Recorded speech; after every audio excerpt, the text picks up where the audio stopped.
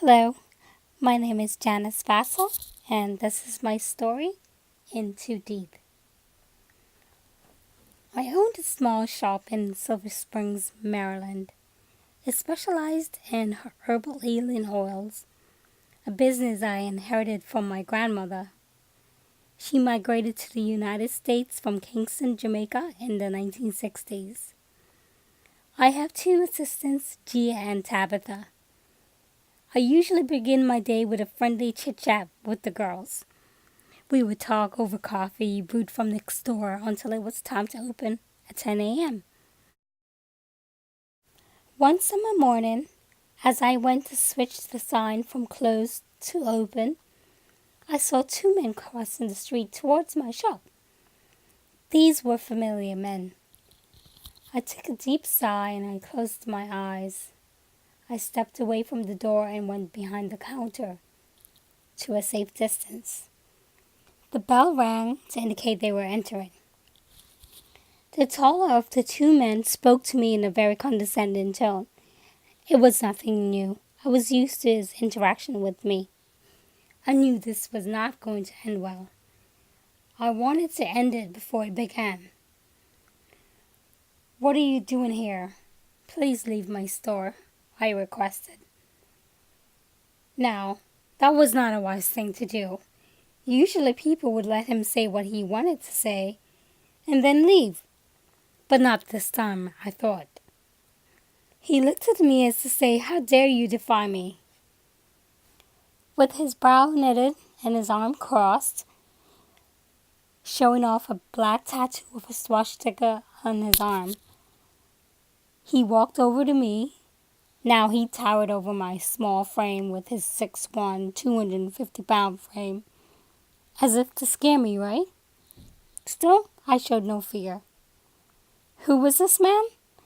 The leader of a local gang, the Red Dragons. A few of us know him as Riley.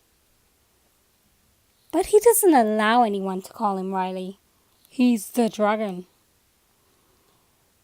He has been known to be associated with a group that hates my race. He and his men have been terrorizing our town for years. I thought someone had to stand up to him. Why not be me? Yes, it might have been an idiotic thing to do, but I did it. Was I intimidated by him? I might have been, but I refused to show it. Now that I'm thinking about it, I've reached my breaking point. Our standoff was interrupted by someone clearing their throat. I looked over to the direction of the sound. It was the second in command, the underboss, as they call him. "Let's just go," said the underboss. Well, not so fast. Riley still had a lesson to teach me. He knocked over one of my glass cases that had most of my oils. I took several deep breaths. They were worth hundreds of dollars. "Know your place," he said, then walked off. Most people would have quit while they were ahead, right? But not me. I said in the most mocking tone, "Bye, Riley." He turned around and gave me a deadly look. I knew there would be consequences to my actions. But at that moment, I didn't care. He knocked over my remaining glass case, then he walked through the door. You see, I knew saying his name would touch a nerve, but I did it anyway. Why didn't I stop myself? What was wrong with me? Minutes after the incident was over, I was left to survey the damage. I was in utter disbelief. There were broken bottles everywhere. The fragrance from the oils filled the room. I was honestly overwhelmed. I looked over at Gia and Tabitha. They had fear in their eyes. They were just teens. They had no business here. I should not have done that in front of them.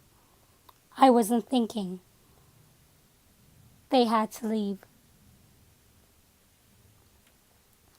I caused this on myself. What am I going to do now? So I went home feeling defeated. While home, I glanced at my phone, displaying 13 unread texts. I refused to answer them. I felt like I just lost the fight. Actually, I did.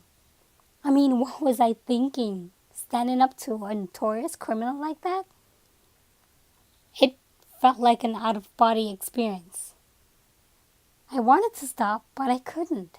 I felt like I dug myself further into a hole. Suddenly, I heard the door jiggled. My boyfriend's home. As he entered the door, our eyes met. His eyes then shifted to my packed bags on the floor. I wasn't actually going to leave. I just needed a couple days alone to clear my head. Of course, I wasn't going to tell him that right away. I had it all planned out. John was completely apologetic to me. His eyes were filled with sadness. Of course, my stubbornness would not let me react to his sadness. I vowed not to fall into his trap. For a few minutes, we had a shouting match. Nothing was solved. Finally, he yelled, "What do you want me to do? I'm undercover." Yes, he was. He was right. That was his job. Jonathan Miller and I met 2.5 years ago. When we first met, he told me he was an undercover police officer working on a case in town. What I didn't know, it was his job to infiltrate the Red Dragons to gain information. That was a huge problem for us. John and I weren't supposed to date. It was against the rule of the gang. We had to date each other in secret. It didn't bother me in the beginning, but since Riley made him his underboss, everything changed. I think that was the day I lost him. Sometimes I don't see him for days. He rarely speaks to me. Still, I was being the supportive girlfriend when he needed me to be. What hurt me the most was seeing him in my shop, as Riley destroyed what took years to build. That broke my heart. I know it couldn't have been easy for him to just stand there, unable to do anything. I know he was undercover, but still, it broke my heart. I looked at John and I saw that whatever I said affected him. We stood in silence. Were these the last moments of John and me? I don't know, but something has to change. Then he broke his silence. "I'm in too deep," he said. "I don't know what to do." My look softened. I know exactly what he meant. I hugged him I hugged him as he let out soft sobs. This was the first time that John has been vulnerable to me. I held on to him tightly. We stood in a warm embrace for a few minutes. "You need to leave," I said. "I can't just leave," he replied. "Then we'll both leave, together," I said reassuringly. And so we did. We left. In the end, the Red Dragons got taken down and were sent to prison for their crimes. Riley got what he wanted, to run me out of town. But little does he know, I left town with his underboss.